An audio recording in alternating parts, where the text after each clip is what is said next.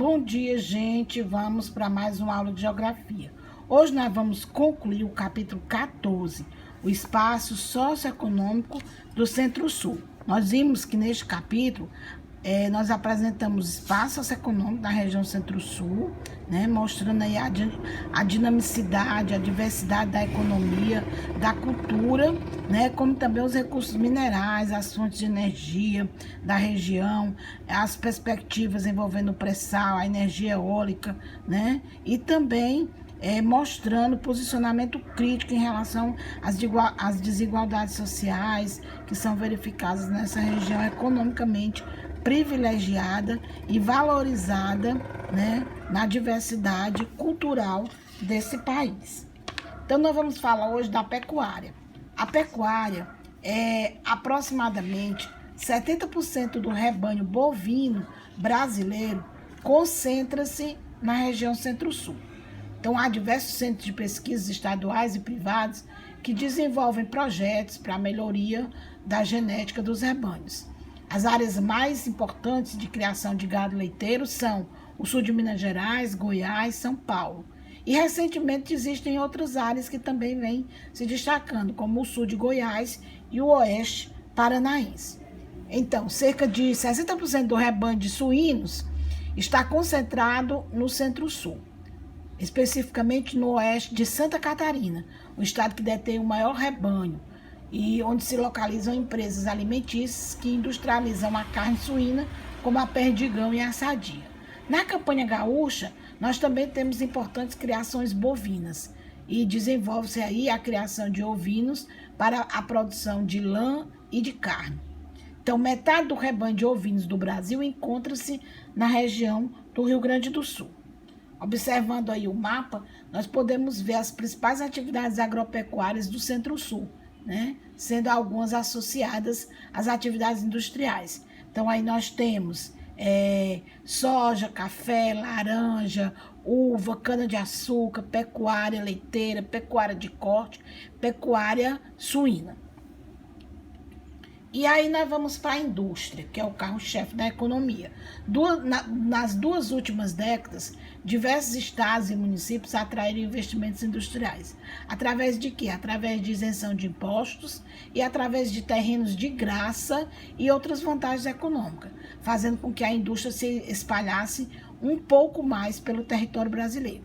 Então, boa parte dessa dispersão ocorreu dentro do Centro-Sul, embora tenha tido um impacto importante lá no Nordeste.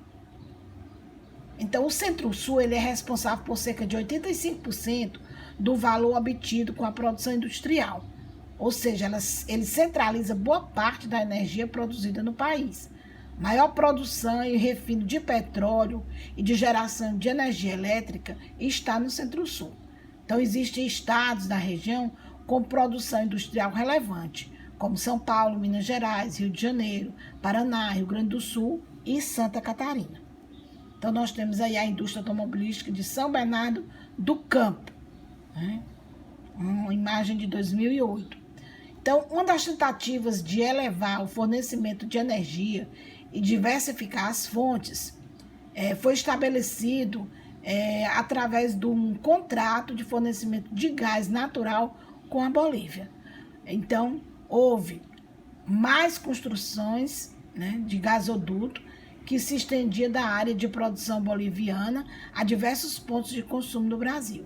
Então, aí nós temos a imagem do trecho do gasoduto Bolívia-Brasil, cerca de 250 quilômetros ao sul de Santa Cruz de la Sierra, na Bolívia, uma imagem de 2006.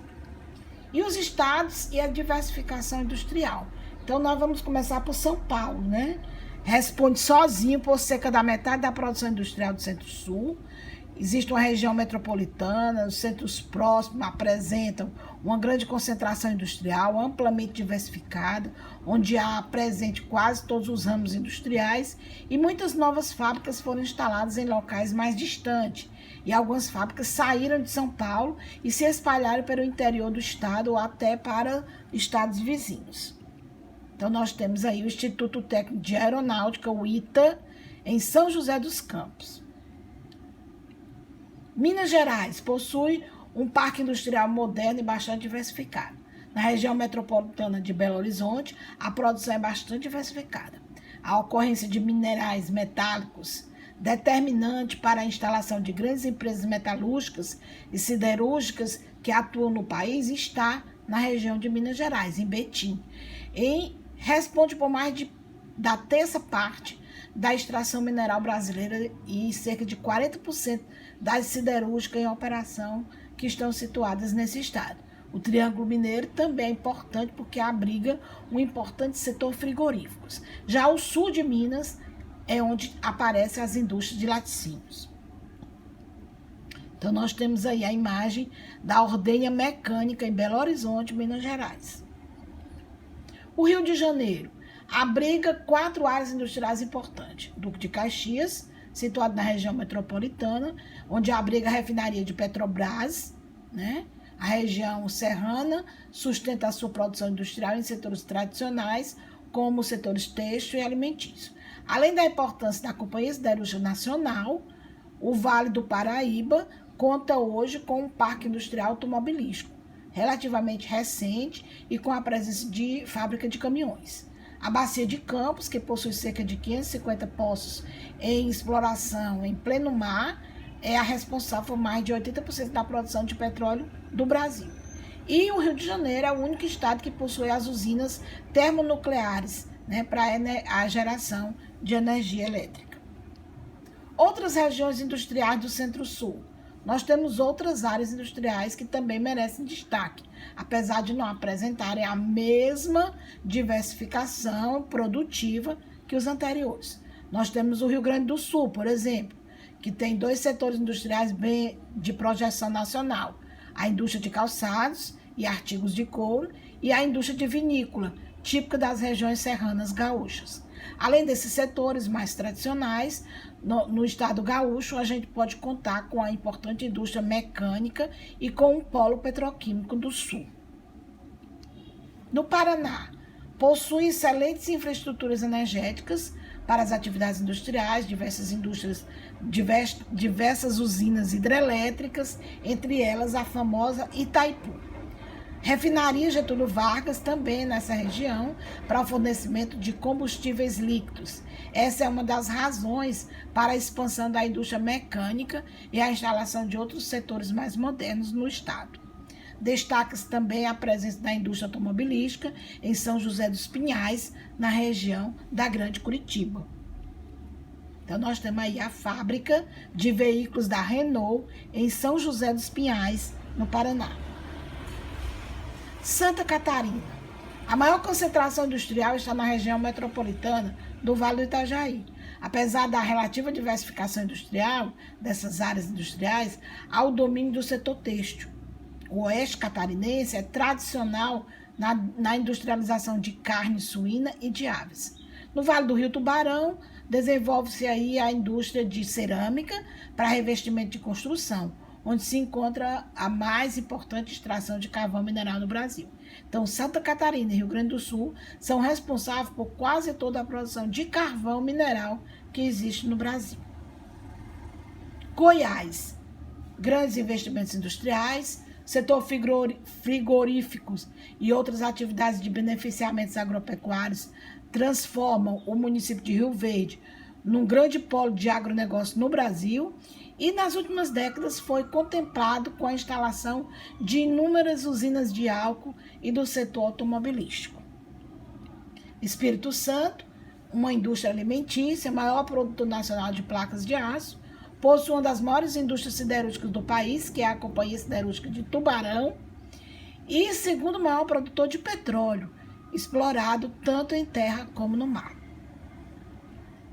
Então, a gente vê aí uma análise e podemos comentar, né, sobre as maiores indústrias do Brasil em lucros, né? Aí nós temos de 2006, né, mas a gente já pode fazer um parâmetro em 2020. Nós temos petróleo, Vale do Rio Doce, Ambev, Usiminas, Belga Siderurgia, Compulsucar, CSN, a Aracruz Celulose, Companhia Siderúrgica de Tubarão, Gerdau Aços Longos, Samarco, Votorantim Metais Zinco, Companhia Brasileira de Alumínio. Outros fatores que podem dinamizar o Centro-Sul é o pré-sal. Em 2007, a Petrobras anunciou a descoberta do campo petrolífero de Tupi, localizado na Bacia de Santos, na camada de pré-sal, 250 quilômetros da costa do estado do Rio de Janeiro. A camada do pré-sal engloba duas bacias sedimentares, Espírito Santo e Campos, e se estende por uma faixa de 800 quilômetros do litoral de Santa Catarina ao Espírito Santo, com 200 quilômetros de largura máxima. Diversas áreas de exploração do pré-sal foram vendidas a partir de 2013 por meio de leilões. Nesse regime, as concessionárias vencedoras são aquelas que oferecem ao governo maior percentual de lucros obtidos com a futura produção. Esse lucro corresponde ao valor obtido com o petróleo e o gás natural. Nós temos aí a Bacia de Santos, a localização do pré-sal. Nessa descoberta, criam-se a expectativa de se gerar muita riqueza para o Centro-Sul em um futuro próximo, com a produção em larga escala. E os fatores que podem dinamizar ainda mais, na casa do leilão, os leilões que ocorreram em 2008. Participaram petroleiras estrangeiras que arremataram 3 dos 4 blocos ofertados pela Agência Nacional do Petróleo, que foi o bloco Uirapuru, na Bacia de Santos, o bloco Dois Irmãos, na Bacia de Campos, o bloco Três Marias, também na Bacia de Santos, que rendeu ao governo brasileiro cerca de 3,5 milhões. A participação de empresas estrangeiras são, sobretudo, dos Estados Unidos e do Reino Unido. A exploração do pré-sal tem gerado grande polêmica nos últimos anos. E aí nós temos a novidade, que é a energia eólica. No Rio Grande do Sul, os aerogeradores foram instalados do solo, transformando força dos ventos em energia eólica. No Brasil, os investimentos começaram no ano 2000 e vem crescendo significativamente. Trata-se de uma energia moderna que já é abordada em inúmeros países. A região Centro-Sul encontra-se em um dos maiores complexos eólicos da América Latina, situado no município de Osório, no Rio Grande do Sul, onde foram construídos 3 parques: Osório, Sangradouro e Índico. Por hoje é só, vamos às nossas atividades.